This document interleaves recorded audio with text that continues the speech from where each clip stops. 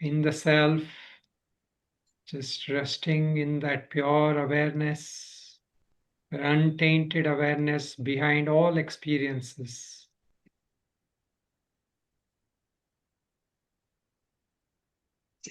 That Atma Tattva, the Paramatma Tattva, which is right within us, ever conscious, guiding us, directing our life onward and upward.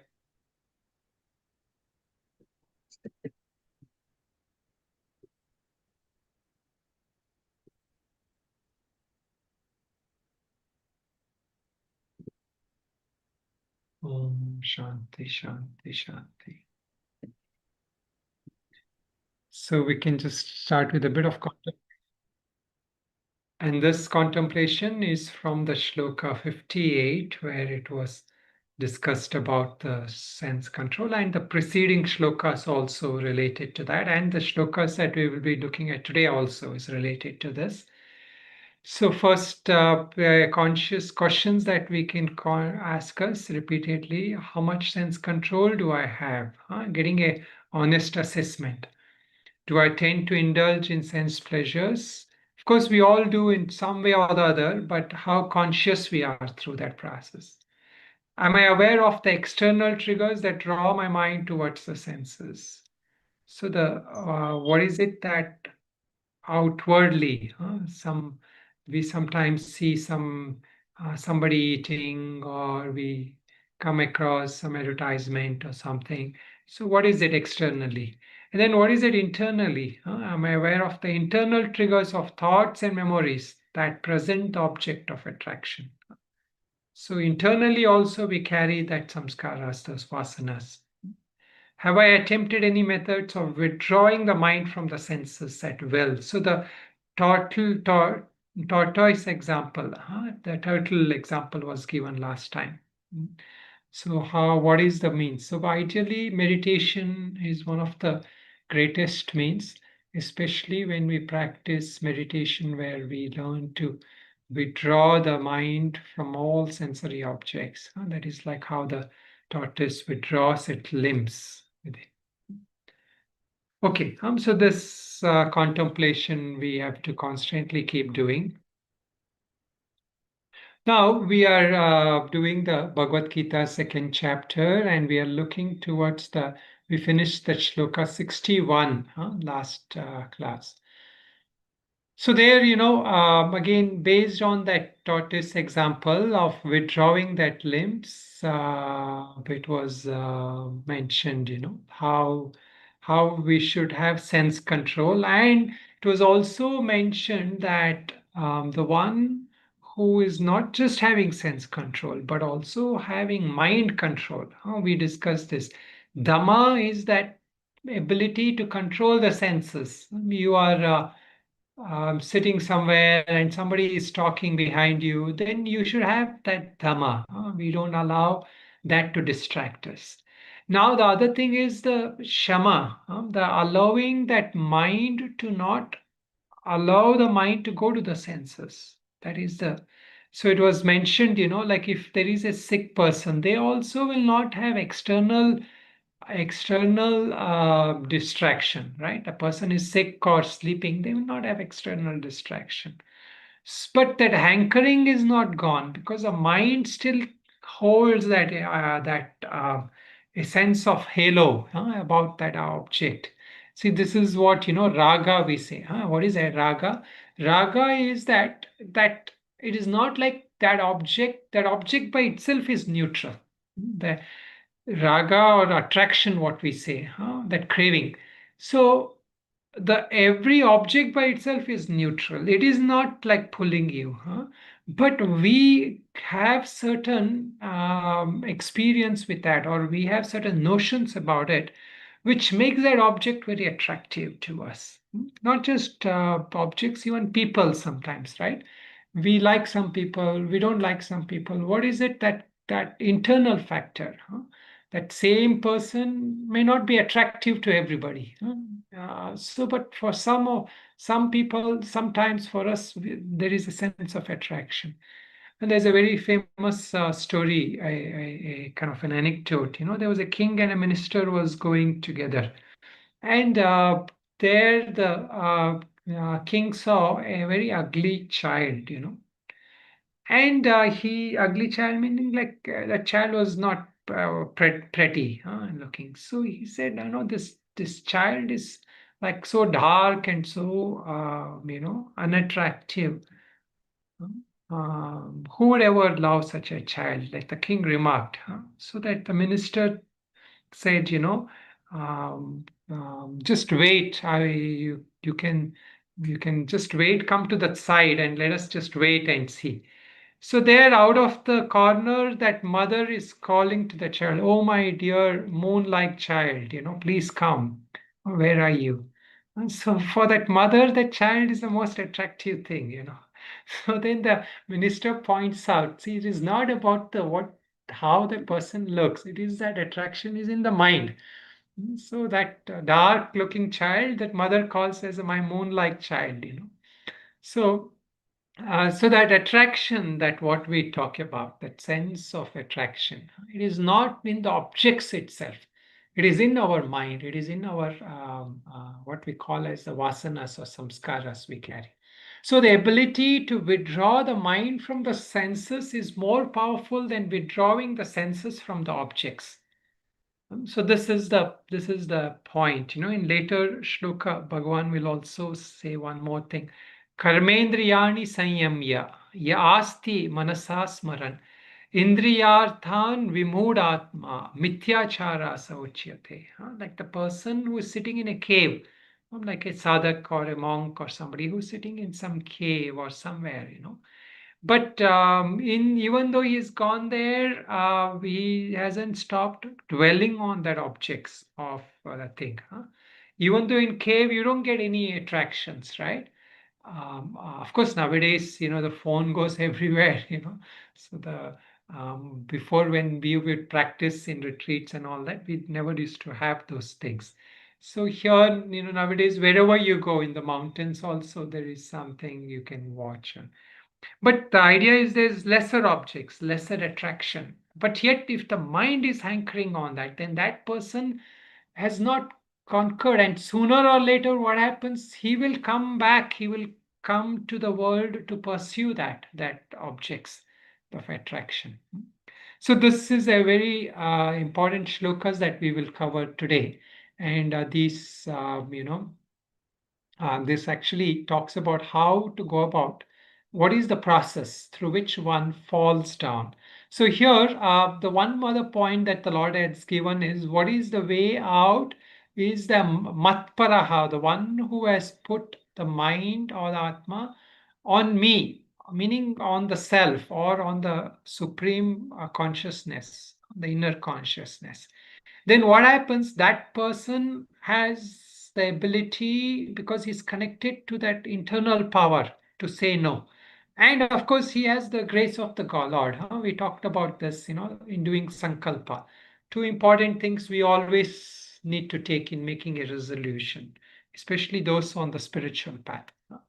The yogic resolution is like this. You have to first, whatever resolution you're making, you have to seek that blessing, that grace of the Lord, and then you have to connect to that inner power. So even though we fail so many times, that confidence in that inner power, that connection with that inner power, that atma tattva, that ensures that we can conquer any kind of challenge. Nothing is insurmountable for that one who is connected to that power of that self within. So that is the idea. Matparaha. If you have done connection, if you're connected with me, if you're connected with the Lord within, then the Lord says that person has that self-control, has the ability to self-control. But if you have not cultivated that, then what happens? You're going to go by the worldly ways. You're going to fall much easier. So now these coming shlokas are going to give us what is called as sometimes called as the ladder of fall, meaning how a person falls from, meaning how does this sensory objects or even people or attractions in the world, what is the process? It is almost like a yogic psychology, the psychology of how we fall through. Of course, nowadays, many of the science concurs with this. A lot of scientific research also concurs with this. But the one factor that the science doesn't take is, where do this attraction for objects come? Is it just based on this life? Why is it that some people get more easily addictive to something and other people have more resistance? This aspect, is not available within the data of this life for science, because science is just basing on the data of this life. But other than that, whatever Gita is saying with regard to self-control, science also agrees these days. But let us look at these slokas, and then we can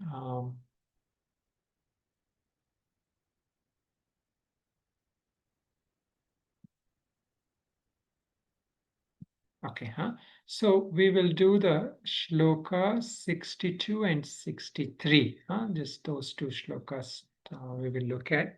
And if we have time, we will do the shloka 64. But now let us chant first. Can repeat after me. Shloka number 62. Dhyayato vishayan pumsas ध्यायतो ध्यायतो विषयान् विषयान् पुंसः पुंसः सङ्गस्तेषूपजायते सङ्गस्तेषु जायते सङ्गस्तेषूपजायते सङ्गात् संज्ञायते काम सङ्गात् सङ्गात् सञ्जायते सञ्जायते कामः कामः कामात् क्रोधोऽभिजायते कामात् कामात् क्रोधोऽभिजायते क्रोधोऽभिजायते क्रोधात् भवति सम्मोहः क्रोधात् क्रोधात् भवति मोहः सम्मोहः सम्मोहात् स्मृतिविभ्रमः सम्मोहात् सम्मोहात् विवृद्धः स्मृतिविभ्रमः स्मृतिभ्रंशात् बुद्धिनाशो स्मृतिभ्रंशात् स्मृतिभ्रंशात् बुद्धिनाशो बुद्धिभ्रंशो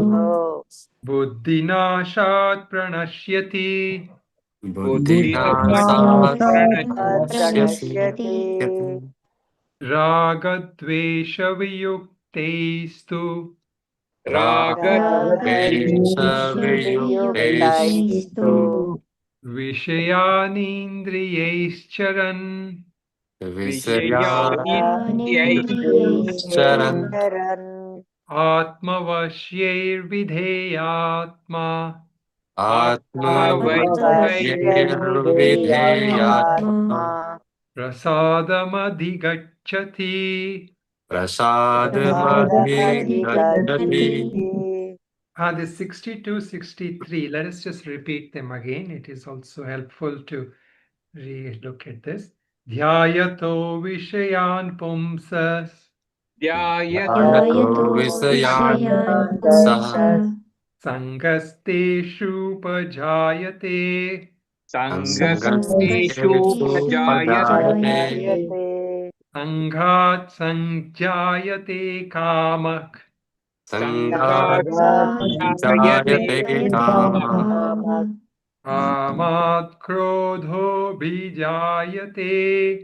कामात् कामात् क्रोधो विजायते क्रोधोऽभिजायते क्रोधात् भवति सम्मोहः क्रोधात् क्रोधात् भवति भवति सम्मोहः सम्मोहः सम्मोहात् स्मृतिविभ्रमः सम्मोहात् सम्मोहात् स्मृतिविभ्रमः स्मृतिविभ्रमः स्मृतिभ्रंशात् बुद्धिनाशो स्मृतिभ्रंशात् स्मृतिभ्रंशात् बुद्धिनाशो बुद्धिनाशो बुद्धिनाशात् प्रणश्यति बुद्धिनाशात् बुद्धिनाशात् प्रणश्यति प्रणश्यति Okay, now one of the main things that this is going to talk about is what are the steps in which a person falls from his good intentions?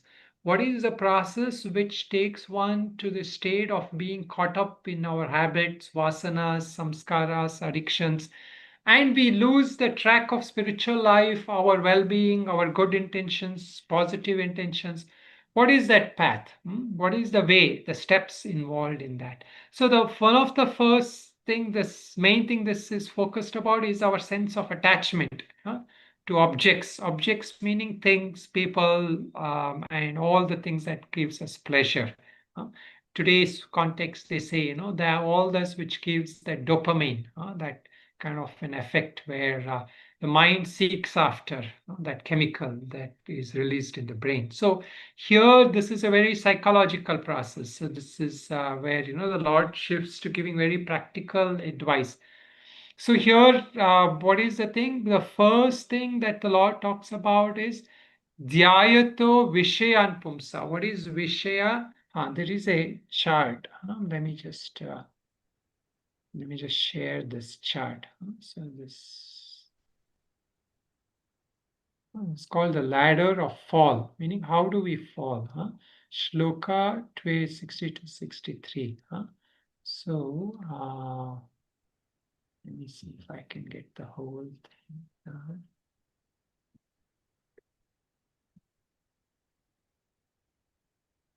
Okay. Yeah.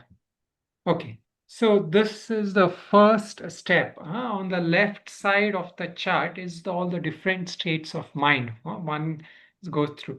The middle section is how the process happens. The first one is Dhyayato Vishayan Pumsaha. When one broods over the objects, meaning thinking about object. Dhyayato literally means meditation. Your meditation meaning you are constantly thinking. What is meditation? Sajati with vritti pravava. The repeated thinking, constant thinking of something. But that is a conscious thing we are doing in meditation because we want to retrain the mind. But here it is an unconscious thinking. Like if you're not with somebody, you keep thinking of that person. If that person is your partner or friend, or if you are wanting something, like if you want to eat something, the mind is constantly repeatedly thinking about that, right? Unconsciously, by the force of habit, it keeps doing that. So Vishayan, what is the Vishaya? Vishaya means, like Shankaracharya says, something which has a speciality, something which has a charm. Like that child in that example I gave you is charming to the mother only. Another mother will not have that same attraction towards that child. But for that mother, that child, whether however ugly that child is looking, it's a most beautiful object. That charm is there, right?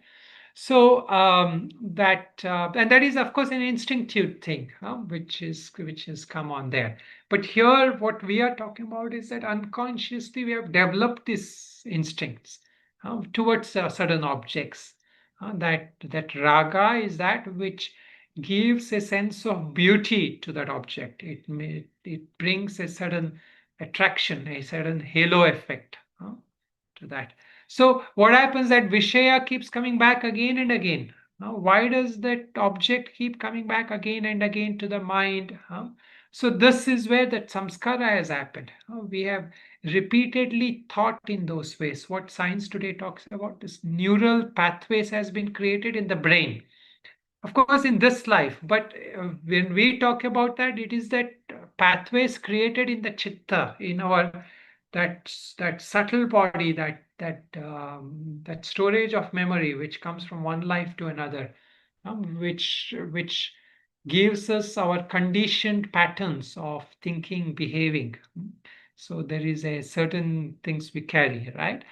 And so this we have kept thinking about it repeatedly. Like if you to again switch to science, that habit, they say that habit is something, it's a automatic behavior that has become ingrained through repetition and reward. You get reward, so you repeat it.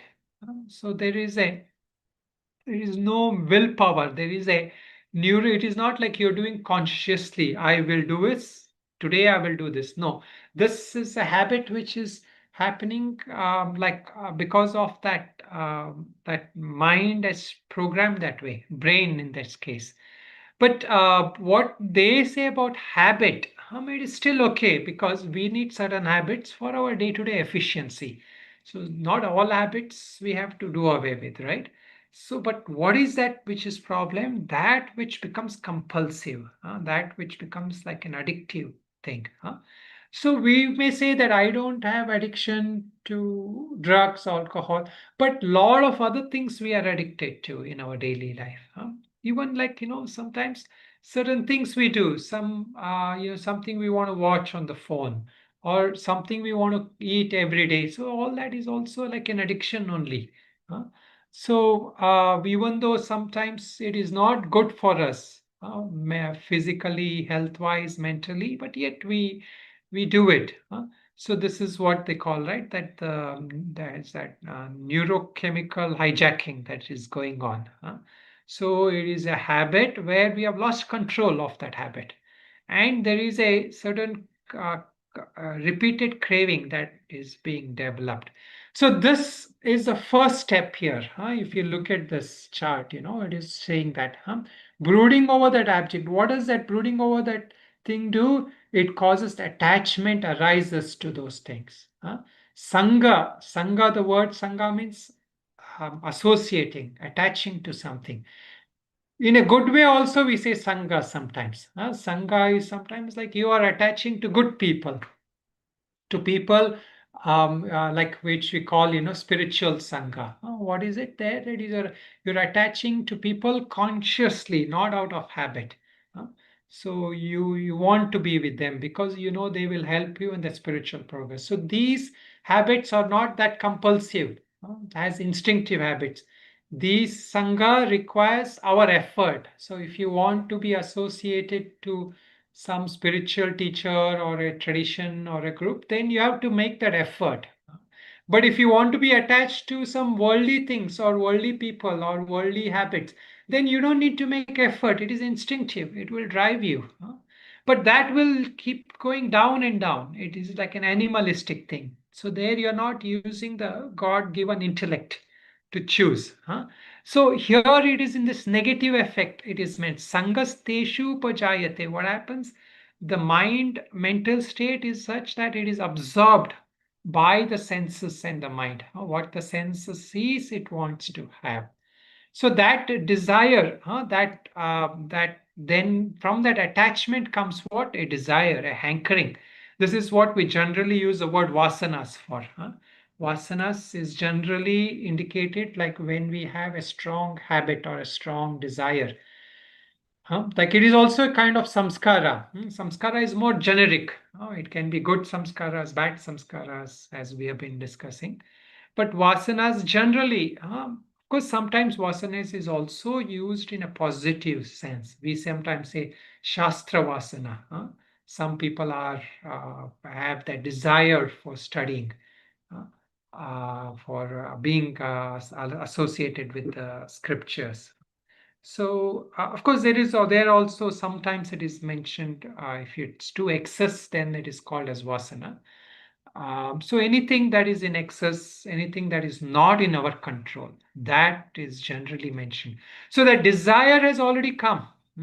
So you see, the idea is that until that attachment is there, there is still some degree of control. But once that attachment increases, from thinking about that object, the attachment is increases. That desire, once it has come, then that control is difficult. That there is an obsession, there is a passion, there is that force which wants to experience that thing that you desire in the mind. It will not allow you to hold back. Somewhere you're sitting quietly also, it will come, that thought will come, and it will what happens when the desire comes is you cannot sit, meaning you cannot be in that state that see, they say that what happens when somebody indulges in desire, they feel a sense of contentment for a second. What has happened there is that you have gone back to that state before the desire had risen. So that state of calm which was there before the desire came, uh, is what that after indulging in desire is going to bring you to. So this desire is an agitation. It is not, it is taking away your peace. So when the desire arises, what it is doing, it is taking away your calmness, your peace. So this is especially in our daily life, we don't realize it. For many of us, we're not even aware when the desire comes because we are already out acting out what the desire is pushing us towards. Uh, A very high degree of awareness is what allows us to watch the desire when it arises. Because if you don't nip it, then you are out doing what that desire is taking you to do, wants you to do. So that once that desire has risen, what happens then? That person has two things. One, he fulfills that desire. He gets that desire, whatever he wants. So this part here, actually, the next part here, it says when you don't get the desire, what happens? It mentions here. So why is it that we do get desires, we do feel fulfilled, but what happens is every desire that fulfills you creates lobha, greed. You want more and more. huh? There is nothing like this is enough, right? Especially with worldly kind of things. There is nothing like this is enough. So that creates more greed. And then what happens at some point or the other, you are going to experience that not getting that object, meaning that something will come in between, which will not allow you to enjoy that object. Like, let's say, for example, there is a there is some movie, some program, TV program you're watching every day. Then someday, what happens? Somebody calls you, or someone says like, we have some work to do, or somebody from the office or your house, they ask some work to do. Then what happens? Then you get angry with that person because they are not allowing you to enjoy what you've been enjoying every day. So this is that state, when how that from that desire, from that hankering, when the desire is not fulfilled, at some point or the other, the desire will not be fulfilled. This is a case with everything. And even if it is fulfilled, what happens? That force of that desire or habit is increasing day by day. Hmm. So that is what we say, the deeper you have gone, the harder it is to break that. So sooner or later, then what happens? You will not get that desire. A person who is drinking every day, there are things he needs for that. He needs money, he needs a conducive place, he needs that time. But if somebody tells him you have to do something else, or we will not give you the money, or we will not have you do that, we will be some place, like if you come some holy places. Of course, nowadays Rishikesh has also changed, but earlier Rishikesh, Haridwar and all, like you don't get lot of things, which normally are addictive, toxic thing. I mean, intoxicants, drinks and things like that. So there, sometimes they come, they get angry because you don't get here easily what you get other places. So that part, where a person gets angry, that Shankaracharya says, for an angry man, what happens? He becomes deluded. He even abuses his own teacher, meaning somebody who you revere. If they stand in your way, even if that person is someone whom you respect, but if they stand in the way of your desire, what happens? You will yell at them. You will try to fight with them. Now, on the left side, if you look at it, what is happening is the state of mind. That state of mind, once it has gone to get the desire, the control is harder. You cannot, it's not easier anymore to control. When you were just thinking about that object, you had a choice. The choice factor was a little more. Now, when that anger has come, that choice factor has almost become zero, because that force of anger is so strong. So from anger, what happens? From anger comes delusion. Krodhat bhavati sammoha. Sammoha is that moha means delusion. We are deluded. What are we deluded about? So in the Bhashya, he said, Karya, Akarya, Aviveka. What you should do, what you shouldn't do. That thing is not there. This is not related to spiritual life. This is related to our worldly life only. We don't have, then once we are deluded, the anger has come. Like a person who has, like a road rage, he will hit at lash out at somebody, right? Because he doesn't see what is the law, what is correct, what is wrong. That delusion has taken over. What is right, what is wrong, that he's not able to do. Then what happens from there?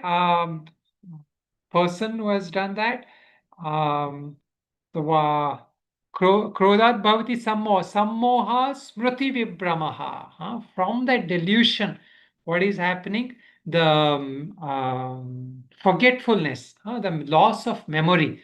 Smriti vibramaha, the memory loss. Memory loss meaning all that education you have had, not just shastras, not just spiritual thing, your own resolutions, you forget your own ways of behaving, you forget all that right and wrong, that sense, everything is gone. So the Smriti Vibramaha, it is Shankaracharya says, the failure of memory originating from the impressions accrued from the instructions of scriptures and teacher, meaning that you have gained a lot from teachers, worldly teachers, spiritual teachers, from the shastras, from texts, but that memory, everything is gone now. Smriti Vibrama, that memory is lost. When there is occasion for memory to rise, it does not occur. There is a famous story in Mahabharata, that Karna goes to his um, Parashurama. Parashurama is a Brahmin, and because in that sense, the caste system and all was there, and he's very skilled. He has a lot of Parashurama is considered one of the avatars of the Lord. He has a lot of skills, lot of archery and all that skills he knows. So Karna knows that he has to fight the battle, so he goes to train with him. But Parashurama has one condition: he will only teach to Brahmins. Those days, of course, the Brahmins, meaning those who are really Brahmins, meaning those who followed the culture, everything. So he says, I will not teach to anybody else. So Karna, what does he do? He lies. He says, I am a Brahmin and I want to learn from you. So this goes on. He believes him and he starts teaching him. He learns for a long time. And then one day his guru is resting on his lap and sleeping. Huh? So at that time, what happens? There is a kind of a scorpion that comes and bites Karna, and he starts bleeding extremely. But he doesn't want to move because his guru is resting on his lap. This is like a that reverence for guru in the culture is so strong. You don't want to disturb the guru. So, but then he wakes up and he sees blood. This person is bleeding. So he says that you should, if you are able to sustain that, you cannot be a Brahmin. Brahmins are not considered that strong, right? Mentally, they're not like warriors. Kshatriyas are warriors. So you must be a Kshatriya, he says. So, of course, going by the old things, he curses him that you will lose the memory of all the skills that you have received from me when you need it the most. So this is the importance, like the blessings of the guru is other way. Generally, we say, the curse and the blessings, right? So if you offend some guru or somewhere, right? The idea is that whatever knowledge you gain from them, if you have not really done proper guru, this one, that it will not help you. This is the traditional way of saying, why the guru's blessings is important. But here in this context, it is more like where he loses the memory where he wanted to get it. That curse of that guru made sure that he will not be able. So the moment he had fallen, and he was about to be killed, he invokes that, but he forgets that memory. He forgets how to invoke that astra, that weapon, to fight back, and he gets killed. So the idea is this, that the memory, what is the use of memory is like, even in today's context, right? People who lose memory in old age, a lot of things they're not able to do. But the memory here is most important memory for a spiritual sadhaka is that memory of that one's divine nature or of the Lord. This memory is not just a human brain memory. This is an inherent memory. That memory is what we want to awaken. And when we have that, our life also will not get too down. We will not get caught in so many worldly passions and worldly addictions. So here, if you look at the chart now, he says from delusion comes forgetfulness. huh? Um, uh, Sammohat smriti vibramaha, from delusion. So now the fall is faster. Once you have forgotten, it's very difficult to get back.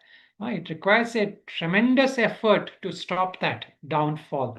Meaning that once you've gone so far, then what happens? You are almost it's impossible to stop that addictive once you are in that state. Then what happens? Smriti Brahmshad Buddhi Nasha. So this is where the most important thing. Forgetfulness, what does it do? It results in the loss of our wisdom.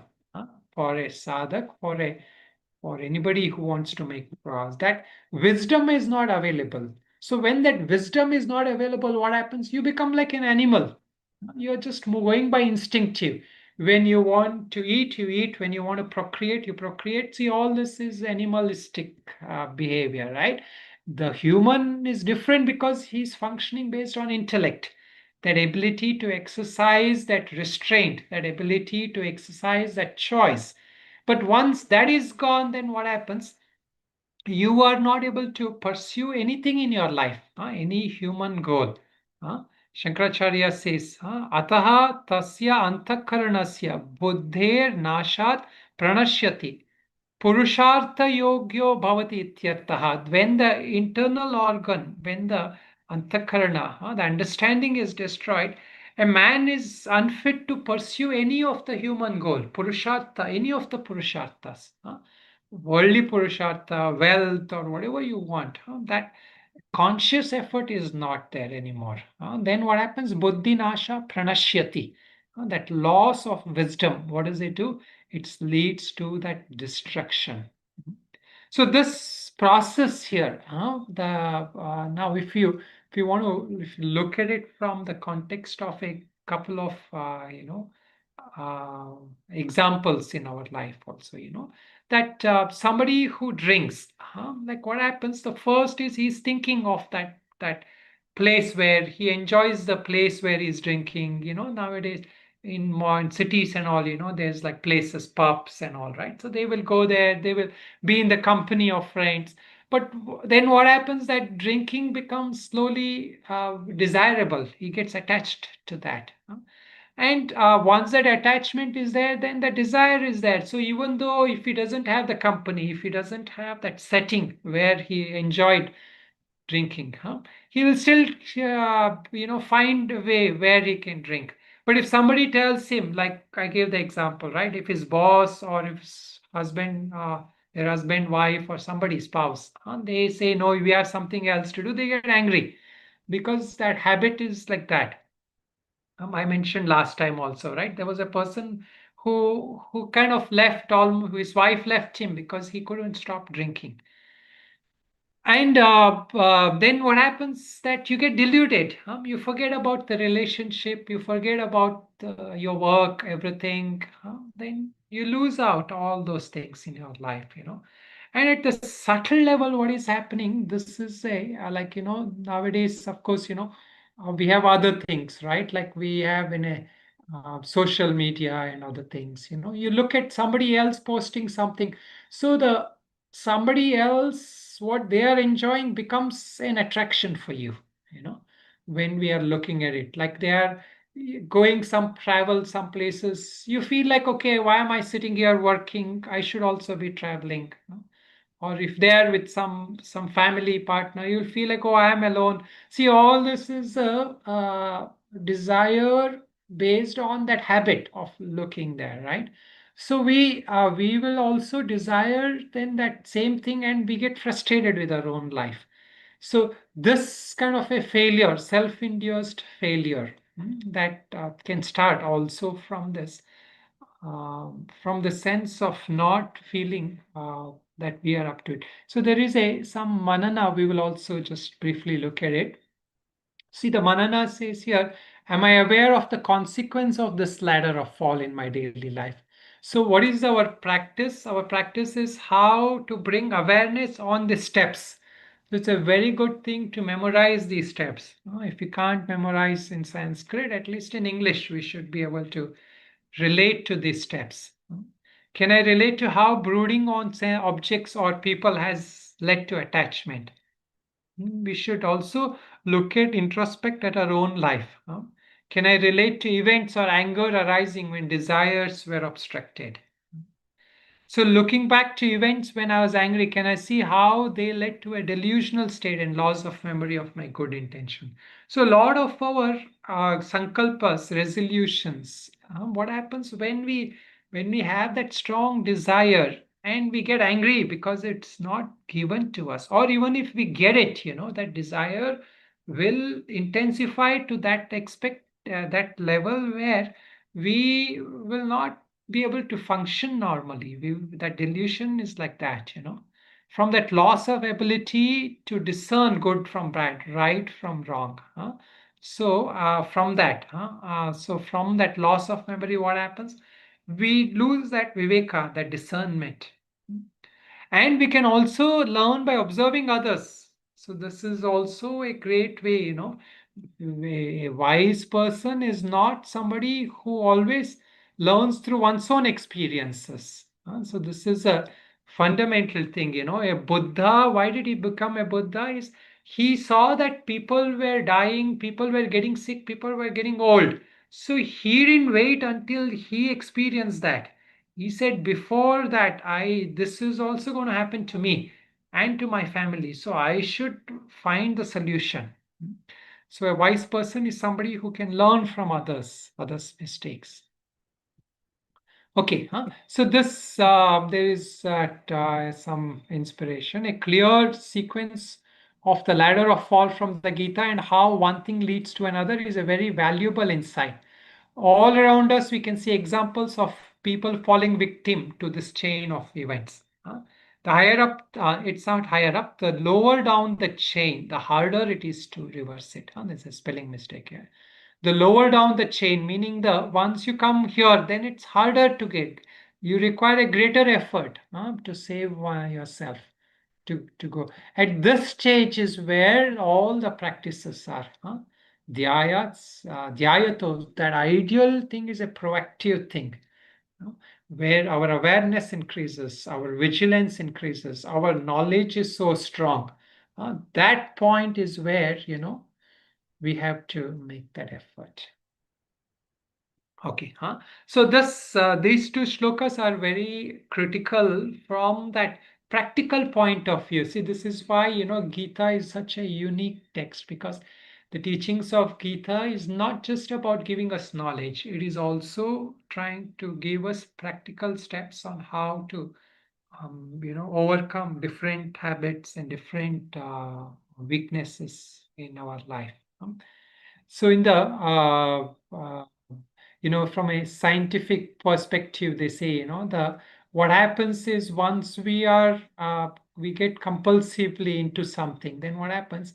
The natural rewards of life, like for somebody, for being in nature, enjoying, these days, like if you see people who come from outside and they're sitting by the Ganga and all that. See, before earlier years, people would just come and sit by, enjoy the river, the mountains. Nowadays, even there, people are playing some music or something, or they're watching on their thing. See, that natural rewards of being by nature, that is not rewarding to them, because that brain is that baseline joy of that brain. It requires something like some kind of a sensory, something which is strong sensory stimulation.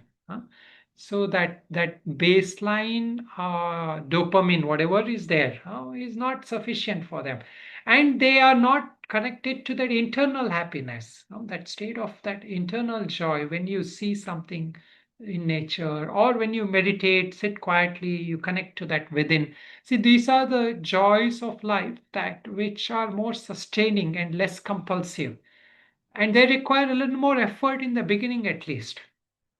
So, if you don't do that, and even like classes, right? Like when we are sitting in the classes, sometimes, some people say, yeah, we need more in these classes, we'll need this, we will need that, then only it is engaging. So, the idea is that the more and more you look at, more and more you are trying to do, your contemplation level is lesser. In our earlier classes, we would be just a textbook and that acharya sitting there, and no graph, nothing. Also, we just listen, the ability just to keep listening, keep hearing, keep developing that ability to get a sense of appreciation on that. So that requires a conscious effort. So this is also why, like I sometimes tell people, if you're on the video, then you'll be in the class. Otherwise, surely something or the other will pull you away. So this is also, all these sensory objects, the way they play in our life, how they pull us away. We have to be very vigilant about this. Okay, so these two shlokas are everybody can look at it, revise, and I really encourage you to do the mananam for these. The main reason is because even though we have certain habits, once we recognize that there is a way to get out of it. This is why this is told about. It is not like it is told so that it is hopeless for us. It is told because even though you have gone down again and again, the next time again you are starting fresh. So this is the greatest thing about when knowledge has come. Um, every time you start, it is a fresh start. So every time that thought comes to you, I need to indulge in this, it is a fresh thought, and you have the fresh free will to deal with it.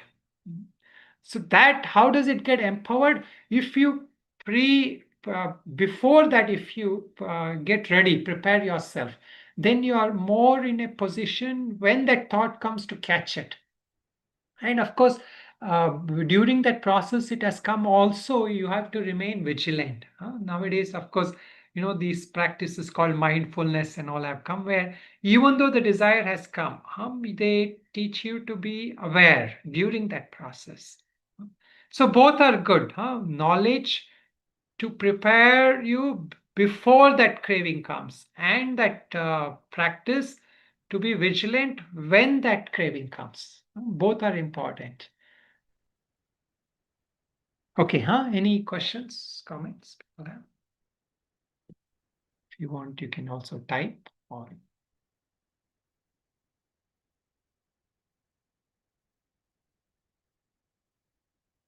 Swami, I can yeah. comment something. For Yes. example, when I see these 8 steps, huh?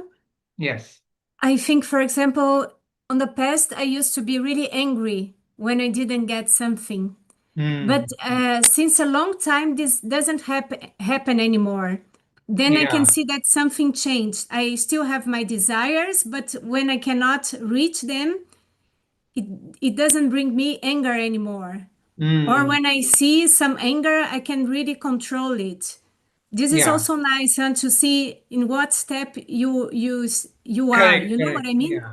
Yeah. So there are, of course, it doesn't mean that when we say that once anger has come, it is very difficult, meaning once frustration has come, it is difficult.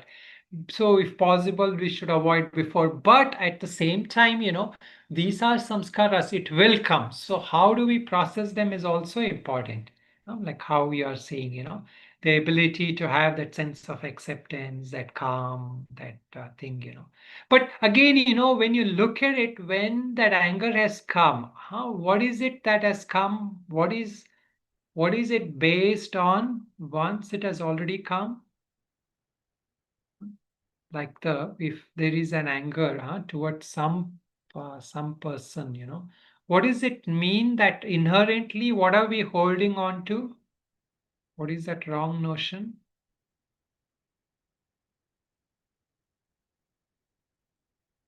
Raga?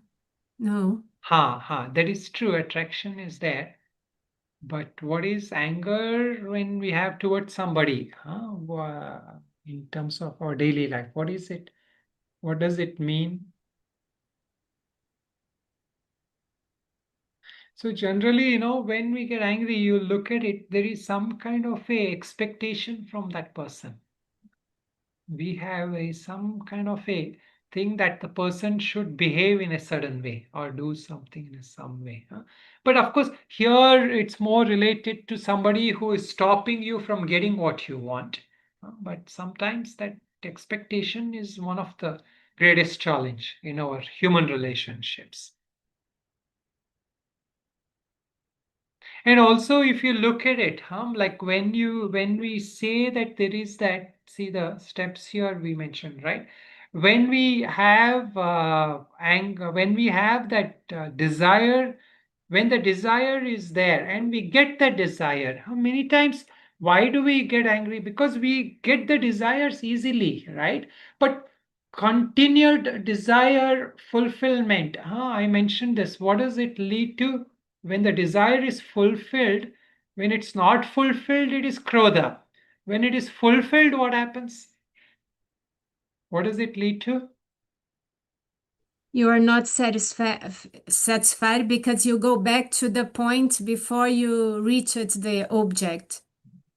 Yes. But what is the word I mentioned? Like, what do you think happens when you get something? What does it lead to? Possibly? Lobha, greed. Loba, yes. Greed. See, once you get something, the greed for it, if see, ideally, if it's a small thing, like if you're having hunger, it's different, because that's a natural craving. But if let's say, you want to have some drink, so that is okay. You might drink something and may fulfill you. But if it is something more stronger, compulsive kind of a drink you have, let's say caffeine kind of drink, then what happens? That it leads to more desire for it, the greed, because that thought is now planted in your mind. And now next time you don't need to have that hunger, that thirst. Your mind you will create that kind of need for it internally. Hmm. So first time it was externally induced. Second time it becomes internally induced. Huh? Why is this shifting from external to internal? What has happened for it to shift from an external desire to an internal push? It's vasana. Vasanas. The samskaras are created. huh, or what modern science says, neural pathways are done in the brain. There are new neural pathways created in the brain, according to science. We say samskara, not just in the brain, but in your subtle brain also, this samskara is created. Hmm. See, this is why, there is this big thing why science is still trying to figure out what makes some people more prone to addiction and others are more resilient to it.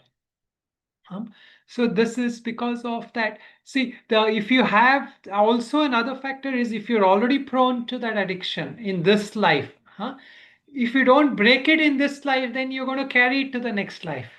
So this is another thing, So many times they say, people sometimes lot of severe addiction and all that they kill themselves.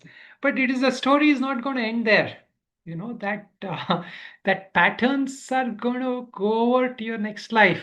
So sooner or later we have to deal with it. Hmm. So it's better to deal with it now when you have that knowledge and wisdom and skills. Okay, huh? Swamiji, just Yeah, one. The yeah. gunas can also be a reason for anger, right? Like, Yes, true. Yeah, yeah. So there is, like the desires are rajasic, delusion is tamasic. correct, So they can be also a reason for anger. correct. Yeah. So So the one good. can try to change So guna actually, also. that's a good point. Actually, here anger meaning it doesn't mean just anger, meaning everybody gets angry when the desire is not so we mostly say dvesha, so when the desire is not fulfilled, those who are rajasic, they will get angry, huh? Those who are tamasic, they will get more frustrated, depressed if they don't get what they want, so this is we say angry in a more like the dvesha context. And some people who are more like sattvic, when that anger comes, what happens? When that desire is not, when the desire has come and they're trying to, when they're more sattvic, there is already a sense of remorse that arises with the desire itself. Like a sense of uh, inadequacy that in desire itself is, uh, yeah, okay. It's creating a sense of uh, frustration for that. So yeah, gunas are important. People who are rajasic will express it in a more angry way. But though when the desire is not fulfilled, those with tamasic will get depressed or so different reactions are there. But anger in itself is rajasic. Yes, anger, expression of anger is rajasic. Okay, let's say a closing prayer. Om Purnamada Purnamidam Purnat Purnamujachyate Purnasya Purnamadaya Purnameva Vashishyate. Om Shanti Shanti Shanti. Om Shri Guru Pyo Namaha. Namaste, everyone. Jai Shri Krishna.